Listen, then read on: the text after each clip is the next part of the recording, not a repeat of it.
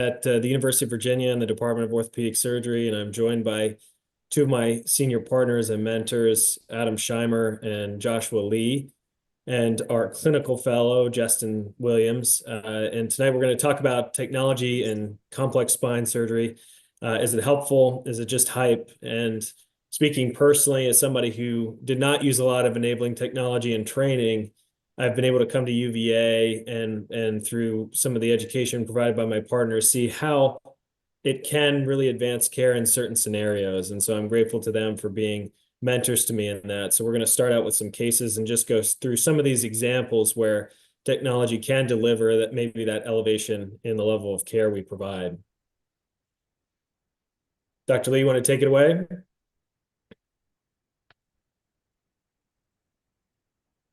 Josh, you're You're muted. muted, Josh. Sorry about that. Thanks, Steve, and thanks the SS Foundation gave us the opportunity to present our case. All right, next slide. This is my disclosure. It's not related to the this topic. So this is 76 years of the female with pure lower back pain, no leg pain. And most of the back pain is in the lower back and also go to the TL junction. She had 5 times of the spine surgery since the 2006, and also including SI joint fusion bilaterally. Last spine surgery was in 2018. She was on the oxycodone 10 milligram every 4 times a day for 4 years. Next slide. This is a CT scout image. You can see that they have some construction from the L1 to L3 fusion and then L4 to pelvis. And also there's the A-lift. When she come to see me, next slide, in 2020, and this is she come with this slide, this X-ray, and you can see she have the bilateral SI joint fusion, A-lift, X-lift for direct lateral, and posterior fusion. Next slide. We got the, you can see that the PI is 80 degrees, lumbar lordosis 43 degrees, and PI-LL mismatch 37 degrees. Next slide. We got CT scan. You can see that her spine is fused together from the L1 to S1. Next slide. So you can see that she obviously developed adjacent level problem and with a flat back. What panels are we going to do? Dr. Ziegler, Dr. Geyer, what's your thoughts? Dr. Geyer, you have a friend we can call? You're muted, Rick. Rick, your strategy is to stay muted, but we found you out. Yeah, so basically, I think. Oh, I'm sorry. What I was patient- saying that, as Dr. Ziegler was saying, that we would find our deformity guys, but they would do multiple level osteotomies. I'm not certain how far up and how far down. Yeah. They would go across, although it looks like the pelvis is fused, I'm not certain if they would go across with the large screws, but they would get her realigned for certain. Yeah. You know, it's interesting, Dr. Lee, always seeing these patients, and I know you get a lot of revisions in your practice. It's almost like these SI fusions are bailouts when patients have persistent symptoms after a surgery, multiple surgeries like this, right? And it's just kind of a bummer because you know, and traditionally, if you didn't have enabling technology here, if you were going to do a revision, especially with a 3-column osteotomy, how do you get your pelvic fixation? You know, these are the corridors narrowed. You now have these SI instrumentation on both sides. So really a tough case, not just from the standpoint of alignment, but how do you really get control above and below?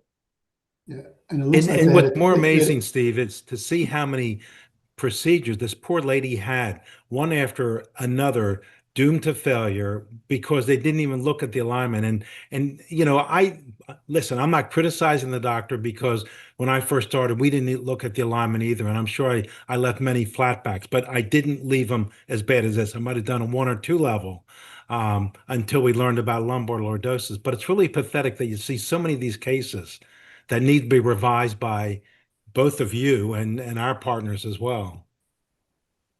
Yeah, and it looks like they struggled anteriorly in the retroperitoneum. There's a lot of clips there, so there's Yeah, no way anybody's getting back there. So it's a good thing you've got other tricks up your sleeve that I'm sure we're going to hear about.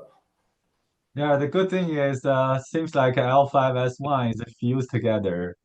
Unfortunately, you can see the school from the L1 go to the T12 and L1 disk space. Um, I don't want to get off topic here, but since we have some of the nation's experts in anterior lumbar surgery, can I ask you all just very quickly, what is your indication for anterior instrumentation? So, you know, a plate down at 5-1. Are you doing any of that? And when should I even consider that? Because traditionally Uh, I back them uh, up. If I do anything, it's intrafix screws. you know, I would say I've never used a plate except maybe one time just to hold a graft in. But in general, no. I mean, you know, with the new devices that have the screws and else inside the cage itself, there's no need to. Um, and Jack, I don't know that you've ever used a plate either. No, we used to use a blocking screw, but in defense of whoever did this, it is a pretty high sacral slope. So, you know, maybe they're not someone who used it all the time either. But we have seen people in practice who do use them all the time after using interlocking screws, you know, with a stay lift or something like that, which is obviously too much. You know, you don't need that. And with backup screws also with posterior screws. And their excuse is they use that to make sure the graft doesn't come out. But you know, we all understand there's a secondary reason for that, and it's just totally inappropriate. There's no mechanical reason you need all of that backup. So I think the newer implants with self-locking standalone screws are good 99.99% of the time in our practice, and then backed up with minimally invasive screws for multiple levels, or for maybe a higher sacral slope, or a secondary type procedure. Or if they have osteopenia or osteoporosis.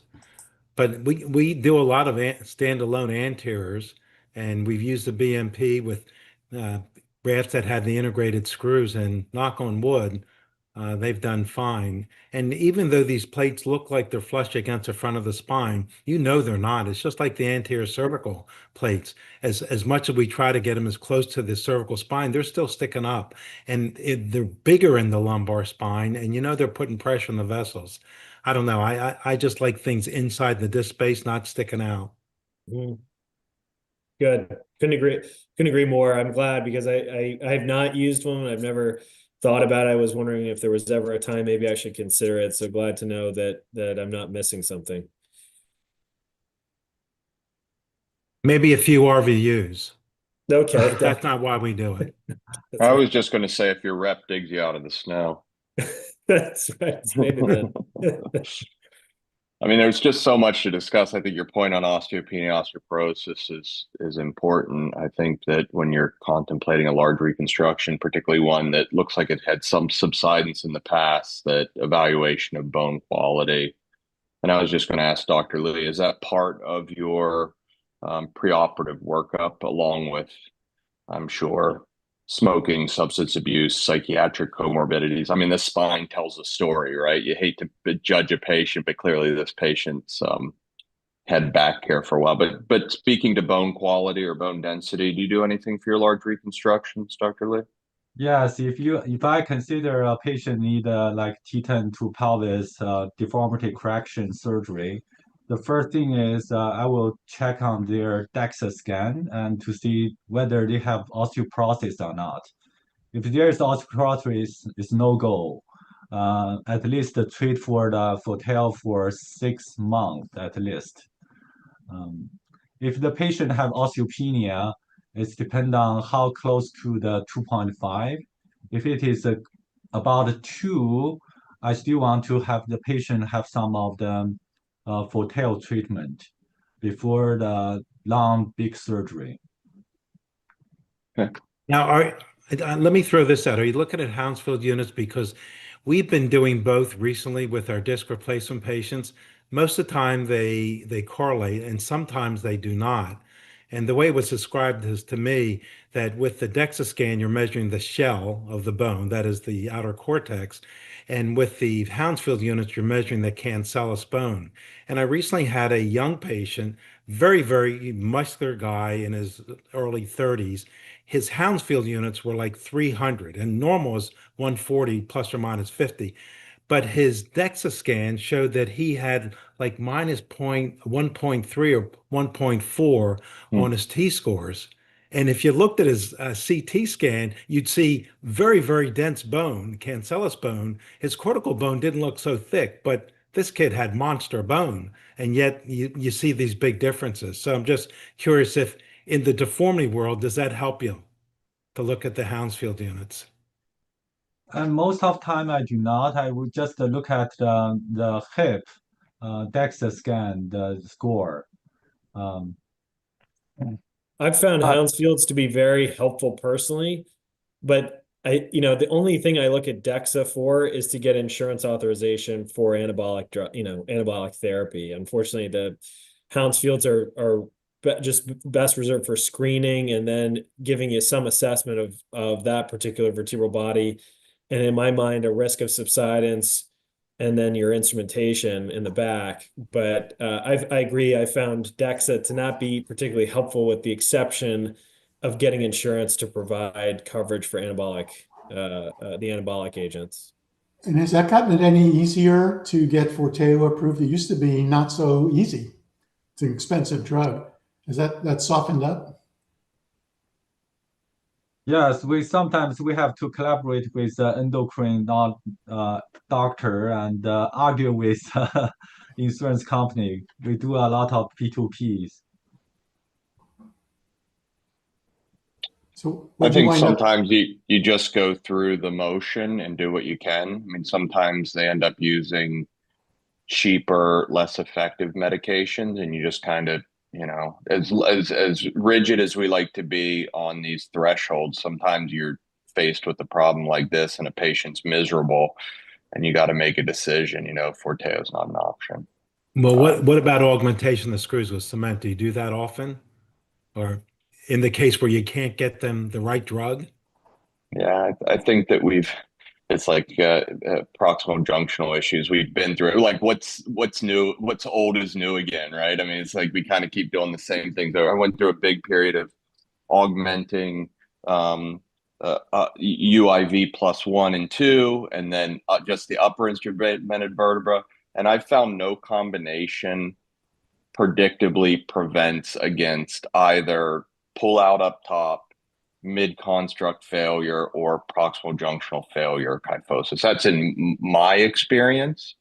And I found that proper alignment and rod contouring matters more, which is what Josh will show here. So I did fenestrated screws and cement, and I did the whole thing, and I've largely gone away from it. I don't know what TBI's experience is, but we don't do it that much in here anymore. Izzy Lieberman likes to use cement with screws. Not all the time, sometimes. Some of the other guys don't, but it's not uniform. Yeah, like And all of anybody, spine care. anybody have any experience with expanding screws? Because I'm on the AOTK and they're looking at a newer design for an expanding screw that can be taken out. And that was the problem with some of the earlier ones. You couldn't revise them because they wouldn't close again. But the one the AO is looking at now can close. Do you think that would there be a use for that? Do you think in osteoporotic bone, or you think we're all like tired of farting around with those things? I think the data Uh, is most convincing that if you can get them on an anabolic agent, particularly Forteo or Avinity has had really good data in the world of deformity. That seems to be the best option.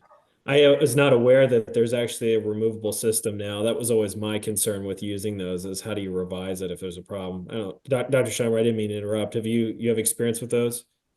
no, I mean, I think Dr. Ziegler is a great plant because we're talking about technology, right? And as we design new implants, the value. There's other screw designs, not to name specific companies, but based on the thread design, they try to pull the bone in and kind of like condense the cancellous bone. So there's some other interesting designs.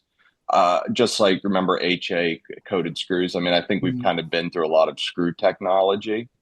And I don't know if anything's really proven to be the secret sauce yet. Josh, you want to show what you thought about or did? I don't want to take. Let's go ahead. For this case, I plan to do the L4 PSO.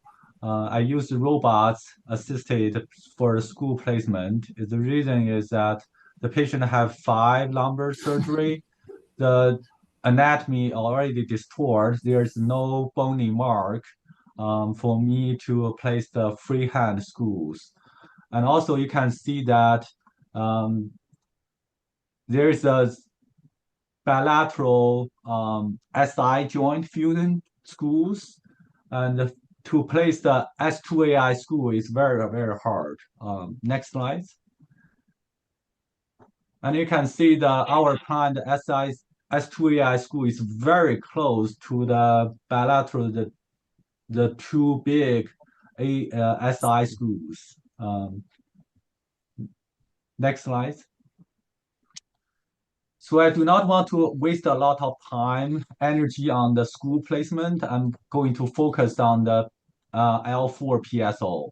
This is the intraoperative X-rays. Next slide. And I used the Pro-X table to reduce the gap. You know that we have the osteotomy PSO, there's a big gap.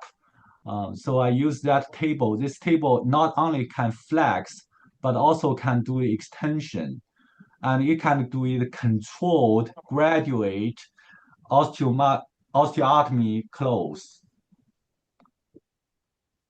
In addition to the rod, we also use the personalized rod, and we can design the rod like 25 degrees PSO or 30 degrees of PSO. And that can reduce incidence of the rod fracture, because when we place the rod, we have to use the bender to bend the rod, and it can cause in notching point. So using the personalized rod also can reduce the stress on the bone screw interface. And the new system, you can just basically, after you place the screws, you can just place the rod on the top of the screw. In theory, it can be reduced PJK2.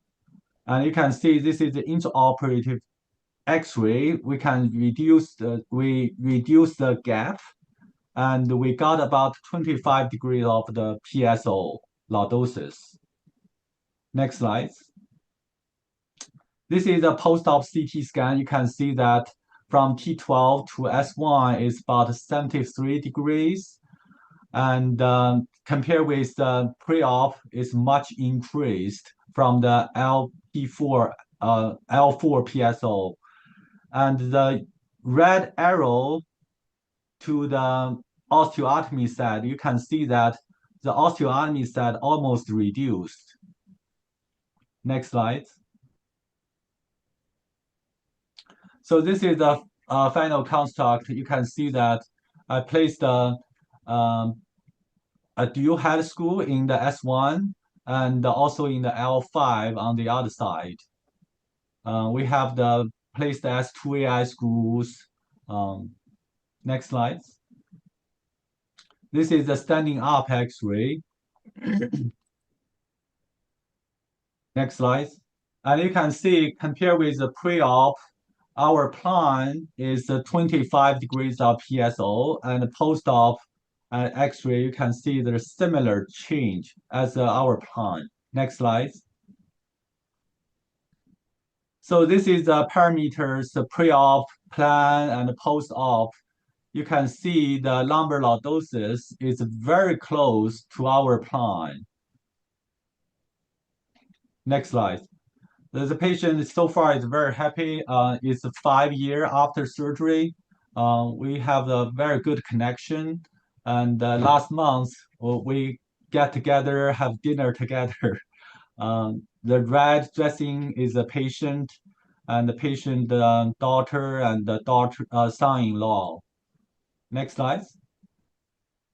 So from this case, I think the robots can provide a structural precision, and the personalized rod can do the patient-specific alignment. That reduce the PJK, which is we are fixing for this patient. And ProX table can do the dynamic positioning, can reduce the osteotomy gap. Thank you.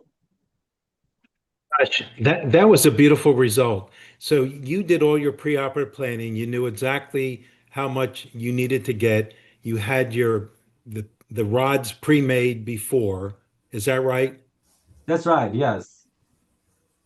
And yeah, that's a beautiful result. And I had what Adam said earlier. He says, the prevention of the PJK is really to get the right correction. And I think Adam, in the beginning, when people started to embark on all these deformity, they were measuring this and that, and but I think there's a certain art to figuring out exactly what they need and getting what they need. And I think what Josh showed by using this preoperative planning with the robotic software, whatever, and getting exactly what you want rather than, fudging it, not fudging it, but, making your changes in the operating room looks beautiful. So here she is 5 years out, happy as a clam. And that's great, great result. That's a great salvage. Not too many times you look at a sixth operation and say that really probably did make lemonade out of a lemon. And you leveraged all this new technology. So, just the lady was lucky that technology caught up with her and that she found someone like you who knows how to maximize the benefit for her, because before all that technology, the sixth operation, I suspect, would not have looked so good, particularly with nice 5-year follow-up over a dinner. So good job. And the other thing, Josh, as you said, getting the screws into the pelvis would have been impossible freehand. Even doing them freehand, had you dissected everything, I would have taken hours and hours dissecting out the anatomy to find something even close to where you should be putting them. So that was beautiful. Very nice. That's Thank you what for your I comments. Yeah. just to add on to Dr. Geyer's point. I have this concept of buckets of time, and every surgery, each task has a bucket of time. And I don't think enabling technology, whether you're a navigator, robot, AR, I mean, I'm not trying to pick winners in terms of enabling technology, but if it allows you to attend to one of those tasks in less time or with less stress, right? So if you can place all your implants based on a plan that you did before surgery and you know exactly what they're going to be and the rods are going to fit in it, you still have to do the carpentry and do your osteotomy and make sure you don't injure neural structures and get a leak and all that stuff. But it takes away that fiddling around with, like, not to throw Jess and Dr. Williams under the but the fellow misses a screw and then you're fooling around with a burned pedicle for 20 minutes. It really kind of narrows down a lot of that time to place anchors. It's almost just programmatic. Okay, let's get our bony anchors in and then start the surgery. But obviously we show our nice results and it's a beautiful x-ray. That's right. We still think you're great, Josh. Thank you. Thank you. I'll show a few clunkers to even out Josh's beautiful work there. You want to go to the next case, Steve? Yeah, that was a great case, and I've learned I don't ever go out to dinner with Josh Lee in Charlottesville anymore, because you'll inevitably meet one of his grateful patients that will take up your whole evening. So, but that was a great case. So I'm going to have actually Jess and Dr. Williams take us through just this presentation. I'll go through the management, but obviously we're talking about robotics and planning, and Dr. Shimer is going to bring us home with a couple of cases at the end. But enabling technology, or technology in spine, doesn't just have to be navigation, AR, or three-dimensional planning software. It also comes from how we access the spine and maybe thinking about positioning differently. So I thought this was a particularly good case to highlight that. And I'll let Justin take it from here. So we got this 77-year-old non-ambulatory female with known 2-3 discitis osteomyelitis that essentially is getting worse. She's been treated medically, IV antibiotics. As you can see, she has some significant comorbidities there: BMI of 50, coronary artery disease, chronic kidney disease, as well as neutropenic, as we all know, and I think has more come to light, especially in the avenue of GLP-1 and all of these other kind of drugs to help lose weight and try to be better for ourselves as far as nutrition status, something that we've been known as far as those with poor nutrition status usually don't do as well. So we can see this lady here has some of those markers that show us her nutrition status with her BMI, neutropenic, with other big organ system comorbidities. And so essentially her physical exam is pretty benign, motor and neuro intact. As you can see here, her APN lateral, almost full length films. We got history of a either SI fusion or a sacral insufficiency fracture. I'm not quite sure. I think Dr. Lockey would have to confer with me on that. But as you can see here, her overall alignment is not horrible. I think overall probably intolerances. As you can see there, you got this kind of gentle sweeping lumbar curve with the compensatory thoracic curve likely which is centered around that 2-3 area. And then as far as on her lateral, you have a couple of slips there at 4-5, and then a retro probably there at 3-4. And then So I'll just point out here, Dr. Williams, that this is a supine scoli. So, this particular patient, I was hoping that Jens would be on because I know he deals with a lot of infection in his practice, from the community taking care of discitis and osteomyelitis and epidural abscesses. So she, despite being non-ambulatory, is actually very high functioning. She has a very supportive family. She doesn't live independently. She's in a facility, but she's cognitively very sharp, and spend time with her loved ones and her friends, and actually has a full life. You pointed out very astutely in this X-ray, right? Our eyes kind of go to L2-3. I'm not exactly sure. It looks like she probably had an SI joint dissociation at some point, or maybe an ala fracture that was fixed percutaneously. But definitely our attention's drawn to L2-3 and the fact that, this is supine. So she usually can get into a rolling or electronic wheelchair, but now she's in intractable pain in a stretcher. And every time she's moved or turned for hygiene, she is in excruciating discomfort. Didn't mean to interrupt. Sorry. Go ahead, Justin. I'll play this for you. So we have her MRI here, sagittal and axial cuts as it's going through. And I think what's noticeable here is that 2-3 disc space that still has some contrast enhanced. I mean, not contrast. This looks like an actual with contrast, but edema there at that disc space doesn't look too compressive as far as central or neuroforaminal. So it looks like a lot of our issue is isolated at that disc space. Corresponding CT scan shows again that discitis, osteomyelitis, significant osteolysis there at that disc space with intractable pain.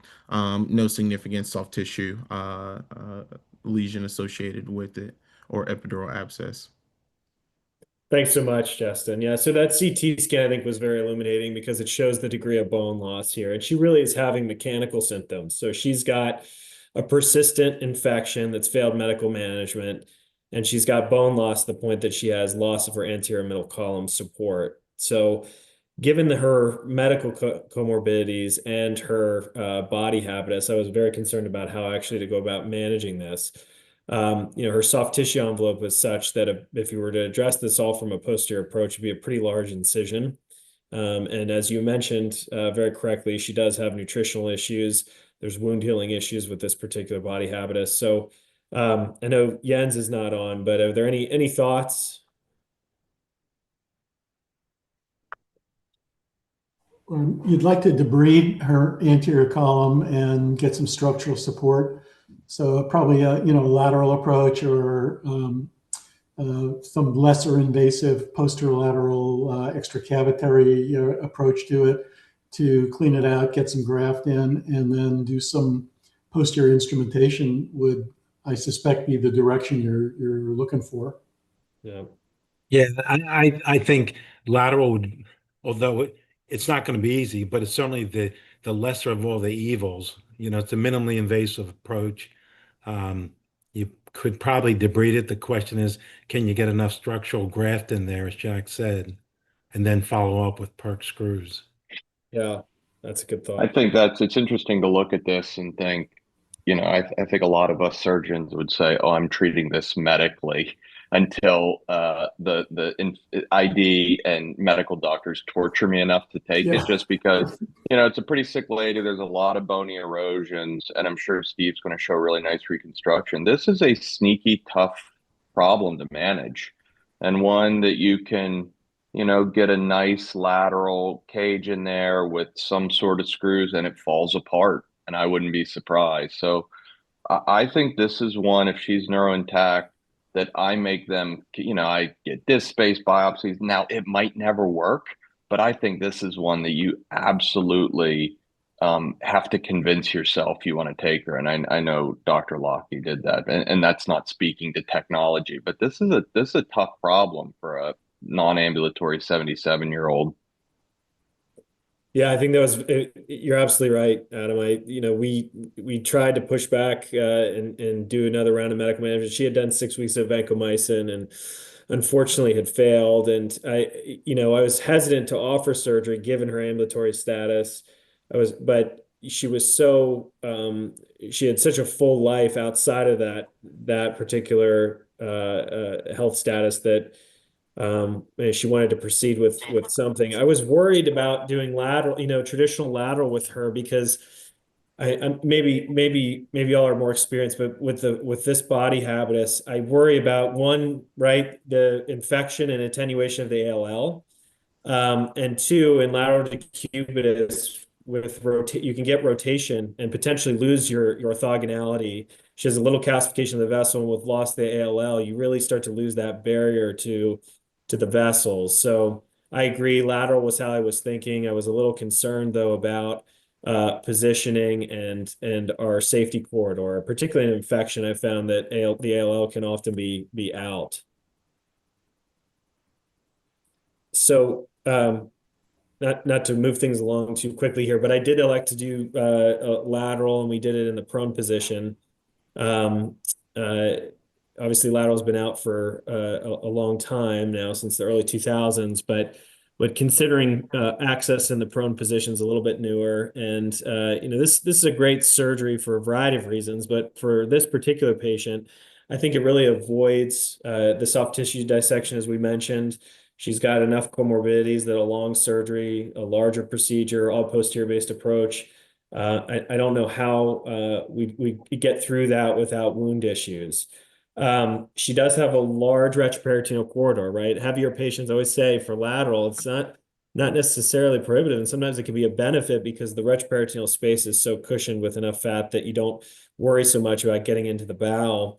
And then I really like the idea of doing this in the prone position because once I got her on the table, I knew her rotation was fixed once I got a good AP, and then I could just work in 90 degrees relative to that window. So that's what we end up doing, and I have a little fluoro shot here.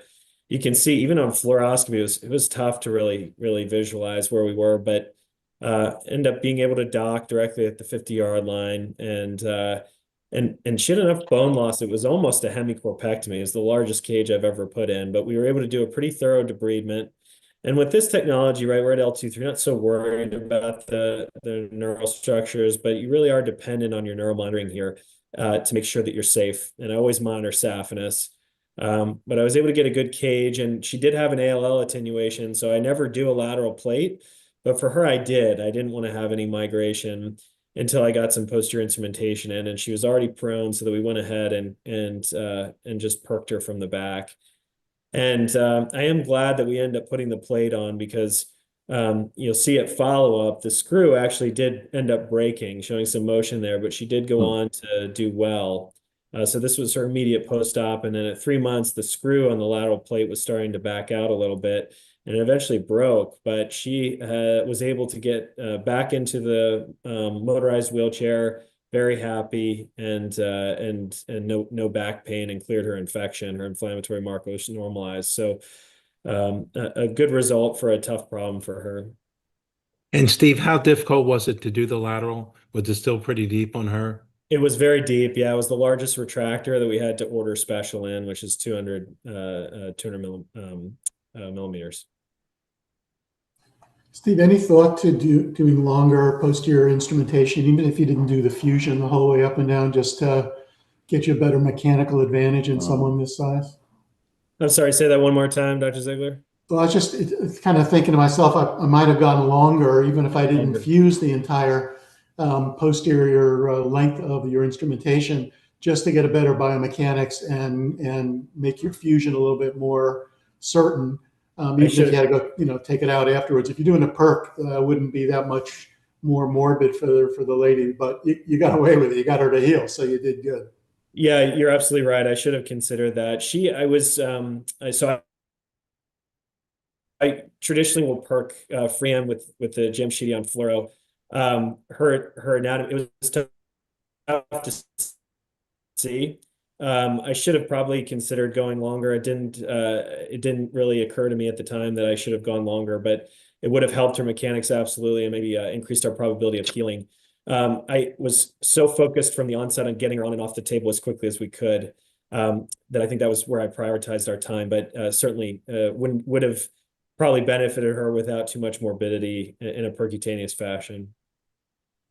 Yeah, I think Dr. Ziegler's point is very important. And you can see the plate screws, the screw back out. That means there's some motion in that cage. What's your thoughts usually for the plate attached to the cage, Steve? Yeah, so I don't ever use a plate. I don't like putting a plate on the lateral side, but she did not have an ALL. The ALL was out from the infection. So I wanted some provisional stability there for her prior to prior to her healing. And I wanted to get that on and then get her percutaneously stabilized. And then she ultimately, she's non-ambulatory, so I didn't think there was going to be too much stress. And there was absolutely motion there for a period of time until she went on to heal. I think the problem was, getting her through that initial hump, and it's only one screw laterally, and there's nothing anterior there. So I did not want that sliding out the front. And what's your thoughts on the plate is separate from the cage? Oh, the plate is actually integrated with the cage. I know. This one is. What's your thoughts on if the plate is separate from the cage? Oh, putting one on separately? Yeah. Yeah, it's hard for me to understand what benefit that provides you in the maybe in the absence of posterior instrumentation. But I think the more you get into these lateral plates, you're messing around the retroperitoneal space more than you need to. I don't know what benefit it gives you. As you go higher towards the pedicle, you get into risks of getting into segmental territory. So I liked this one because it's shorter. I could just get into the inferior body of L2. It's integrated, and I thought it gave me the provisional stability I needed until, she would go on to heal. Steve, is she I'll not be. ambulatory? I'm sorry, Al. So I was just going to be like the bullying big brother or senior partner to Dr. Lockey. It's amazing how we interpret X-rays based on how the patient's doing, right? If this lady's not doing well, you look at this X-ray and say like, "Oh, I don't like the pedicle screws. They look like they're backing out." And then you get a CT scan and it's not healed. So it's hard to know whether this truly fused or not, right? So it's a little bit of like and patients never cease to amaze me. Sometimes you have these beautiful x-rays and they're just doing crummy. And then otherwise it just provided enough stability and they're just happy as can be. I mean, I have the same thing where I say, man, they're doing pretty well though. But it'd be interesting to see a CT scan whether this consolidated. Infections tend to heal, so it might have just kind of consolidated like this. Is she non-ambulatory because she's deconditioned and her size? Because it's not neurologic, right? Her neuro exam was normal and Yeah, wasn't an issue. she deconditioned size, and then she's got a multiple prosthetic joint history in her lower extremities that have contributed to her deconditioning. I think she's had some infections and explants and things like that. And Steve, at 1 year out, she's back to her baseline before she got the infection. That is just wheelchair bound and doing Yep. all her usual. Very, very overall very happy, and I agree with Adam. You know, there's always you look at. I showed this because I think it provides us with some insights into be able to access a difficult problem in a very ill patient. She's done really well. I could get a CT scan and just to make sure, but I think basically she did. The vertebral bodies did kind of collapse around that. I used BMP after I debrided the disc space. I think she's probably integrated into into the cage. And then, you know, I continue to follow her. So if there's any issues, we'll certainly work her up. Well, you treat the patient, not the x-rays. So as long as she's Oh, doing 100%. I wouldn't re-image it. I think it's a challenging problem, and you look for a solution that provides the best benefit and limits the morbidity, right? I mean, we're often faced with these really challenging problems that there's no good answer, so you pick the best of the poor answers.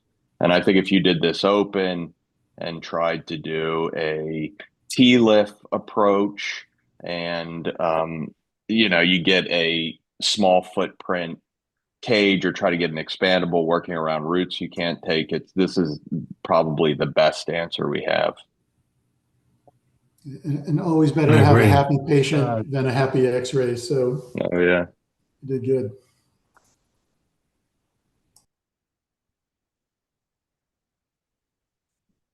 all right, I think you can go to the next slide.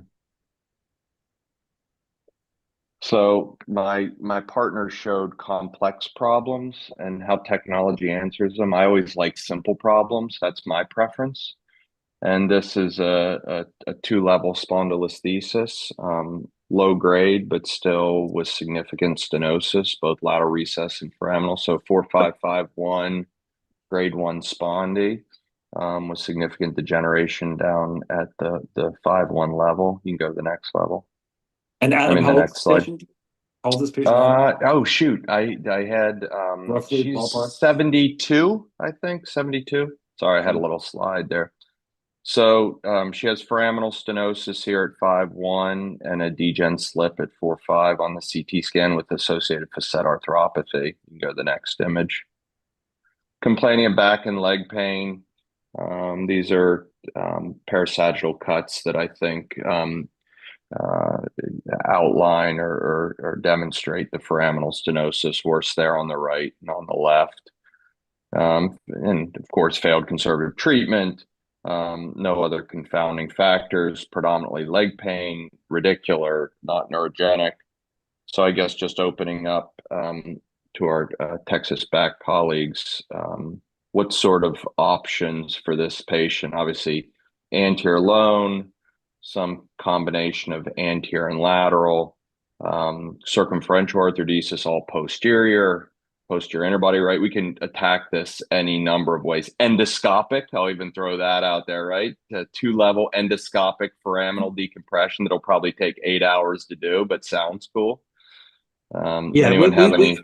We can send it to Peter Derman. He'll complain about not getting paid and taking forever. But Peter will say with up-down stenosis, with disc space collapse and really vertical foraminal compression, that he can't do a good job with endoscopic decompression. He can decompress posteriorly, but that you need to reconstitute the disc space. So a TBI, if that patient can have an anterior procedure, This is a 2-level 360, probably with an indirect decompression in most of our hands, unless your axial MRI shows something different. But if it's really just from the collapse of the disc space height, we've got a lot of years history of indirect decompressions with these for patients with Adam, mechanics and if you neurologic. go back to the CT, one thing, we do now primarily disc replacement, Jack and I do.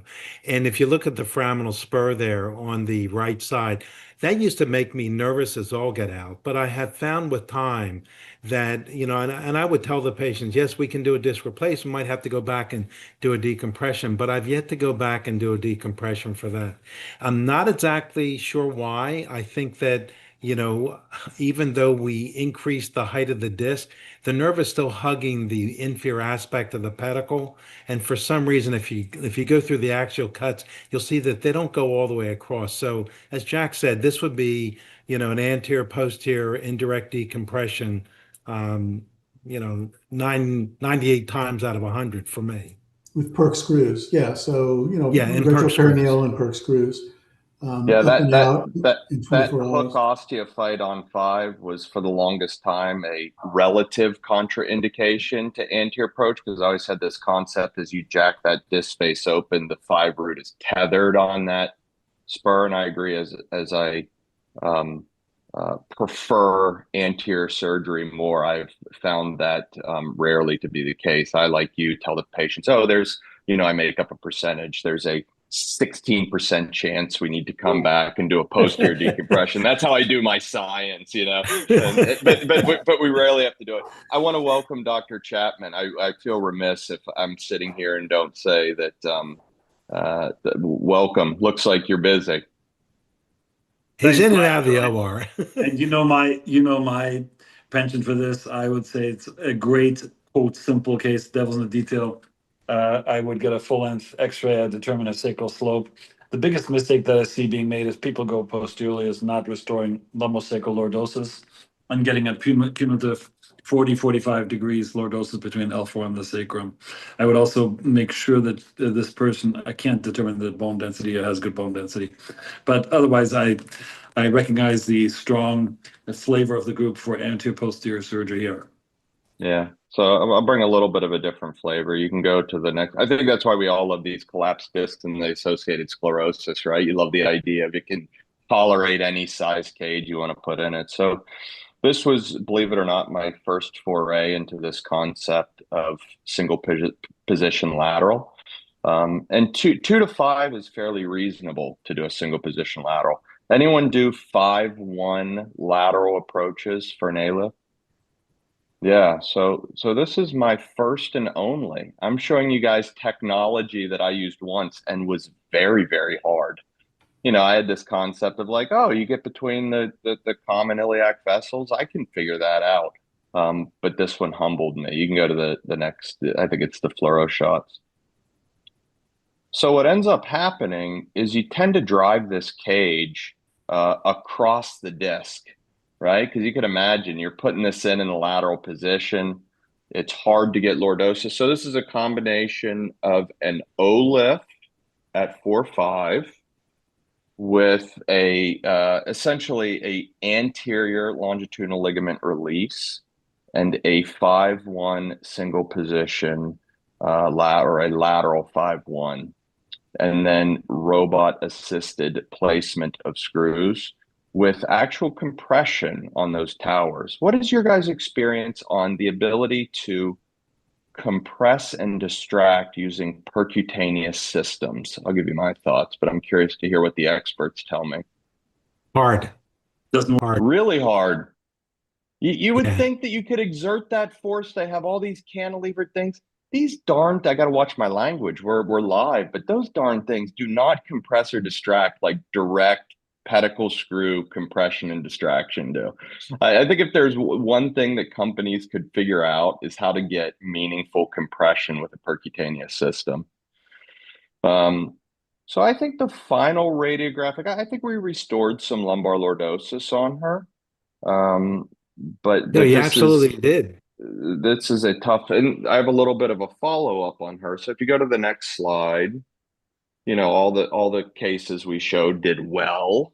So she did well. I would argue I probably could have gotten a little bit more. Four's not flat to the floor. I think she still has a little bit of a mismatch, but it's not terrible. She did well for about 4 or 5 years and came back with a junctional problem.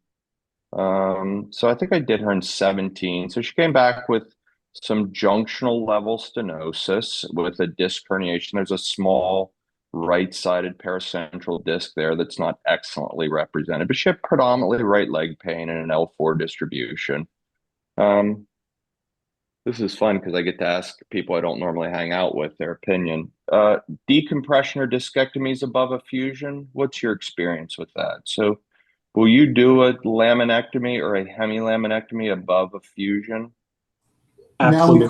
Now we call Peter Derman, because if you can do this endoscopically or transforaminally and spare all the mechanical supports, that's a better job if it's predominantly for leg pain.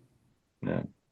I'd be in favor if you preserve midline of a Coflex and Oh, wow. I knew you were going to say that, Jens. I love that. This is off label, but this has been I actually was hoping in this talk I would hear Coflex at least once. So I was trying to at least set you up for it. So I figured you can see that what's nice about these paramedian place percutaneous screws is they really do preserve the musculature pretty well. So I figured I had 2 paramedian incisions and I wanted to extend the fusion up because in my experience, decompression, even a hemilam with a McCullough or a tube, I have found has a rapid rate of degeneration. So I wanted to extend her fusion up, and I figured since we had paramedian incisions, I actually did an MIS TLIF. So using the paramedian incisions, use the robot to place 2 more screws, and then use the robot navigation to navigate a TLIF. You could certainly do a lateral. I think that would be a reasonable choice too. So this is kind of a combination of a primary surgery and then my own revision using enabling technology and some different approaches to maybe tackle a problem that is a pretty standard problem that people encounter out in and each one of these cases she left maybe post-op day 1 or 2, which is a nice, I wouldn't say the goal of surgery is to get people out early, but it certainly is nice. Again, I drove that cage way over it too, that TLIF cage. So we have about 7 minutes. Yep. That is one of the nicer size TLIF cages I've seen. When you look from AP and lateral. Did you try to get it further over to the left though? That's my only criticism, to get it a little bit further over. And what's crazy is it was put in from the left. So that's driven the You're whole way kidding. across to the con. So that implant's called PL40. So I mean, I'm not advertising for any company, but the idea is those little beaks increase some surface area, so it doesn't subside as much. Who knows if it works or not? So yeah, that was put in from the left, and I got the whole way contralateral. I bet so I would say I hope I didn't put it any further over there. But yes, I in general try to at least get to midline. I hate TLIF cages that aren't to or just past the midline. I think they look like you were lazy and didn't do a good job. That's probably passing judgment. I want to go to the next. What were you going to say, Josh? Adam. So if you do the MS approach, it's easy to go to the contralateral side. Because you are basically approached from the far lateral. I think so, Josh. I always tell people that I'm like jack of all approaches, master of none. And I keep going back and forth. I think of all the less invasive approaches between ALIF, OLIF, TransOS, whether it's prone, which Dr. Lockey's got me doing, or direct lateral, and MIS TLIF, and I'll even put midlift. I've done all of those. I think MIS TLIF is my least enjoyable minimally invasive procedure. I would much rather do a well done ALIF or a lateral. And again, I have colleagues and friends who love the MI. That's their workhorse. They do that for every case.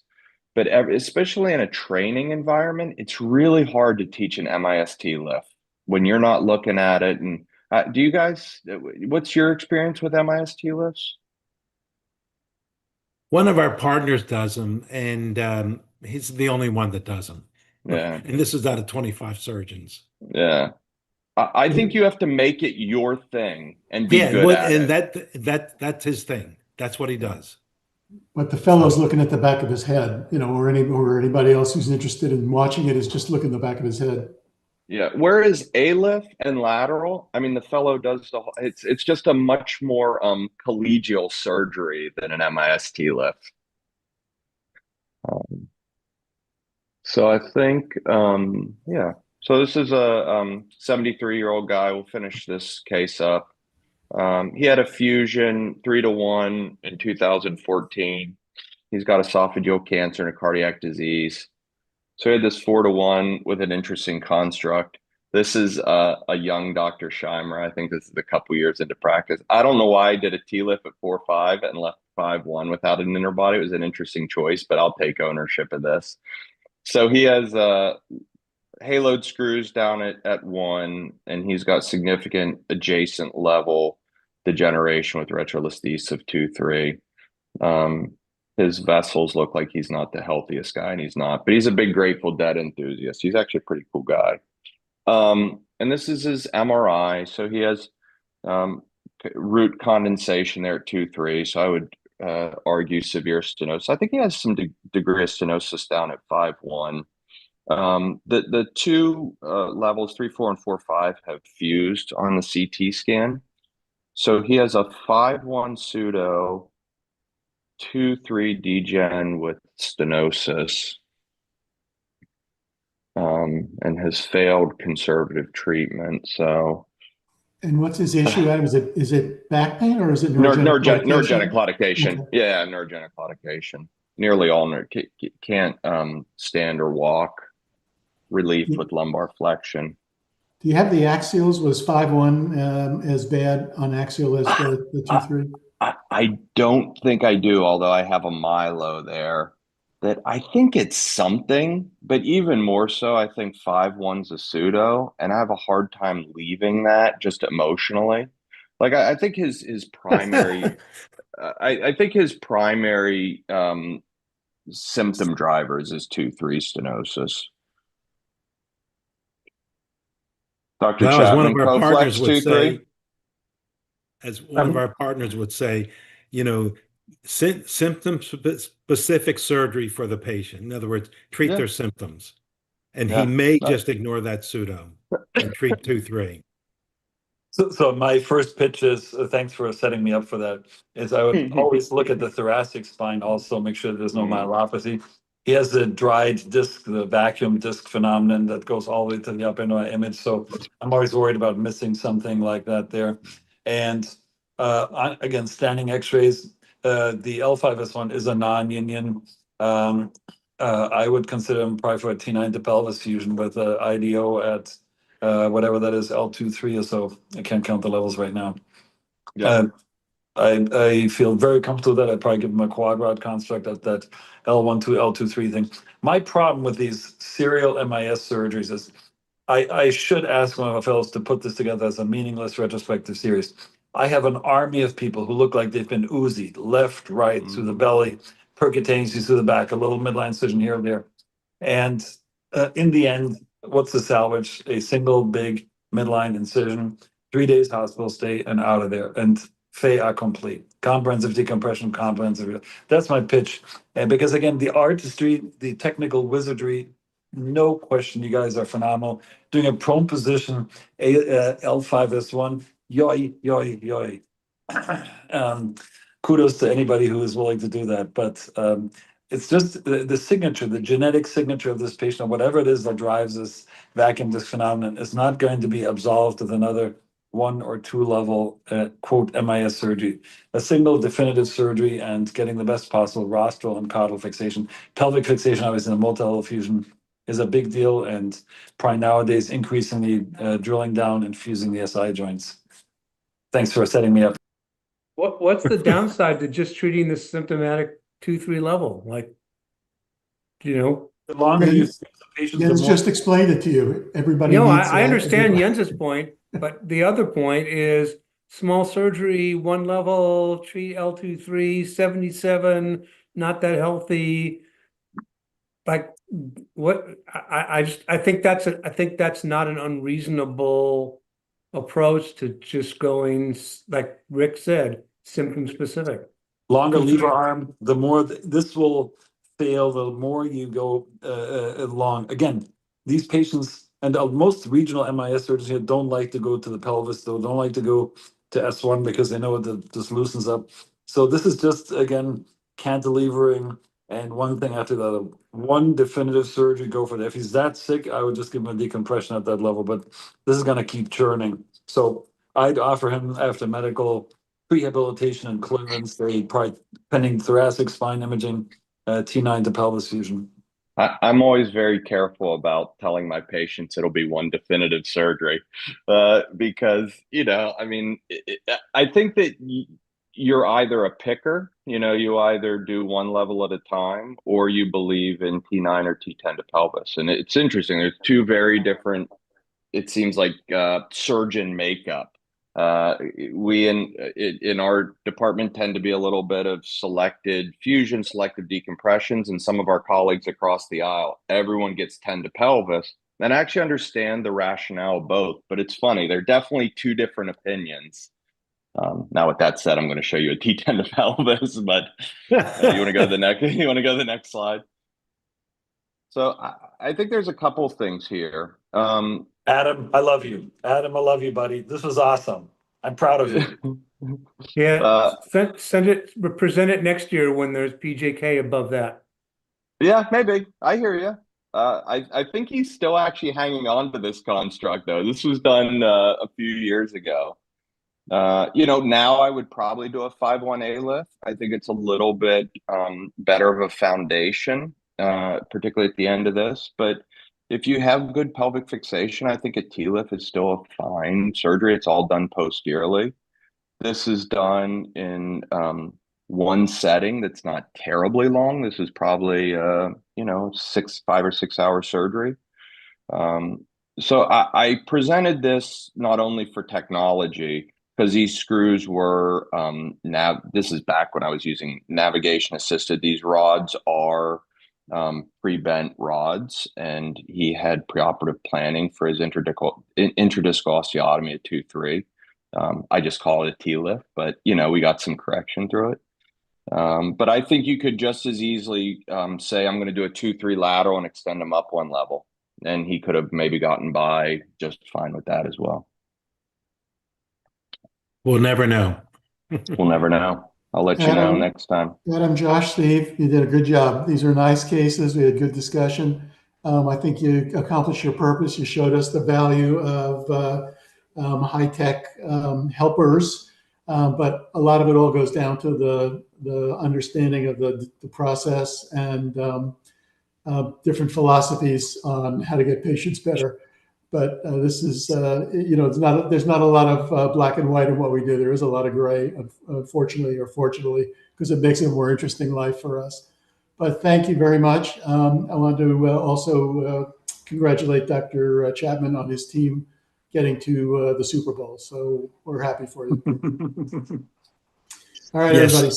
My Stay team warm. too, Stay Dr. safe. It's Adam, Steve, and Josh. All right. Thanks, everyone. We'll talk to you. Great.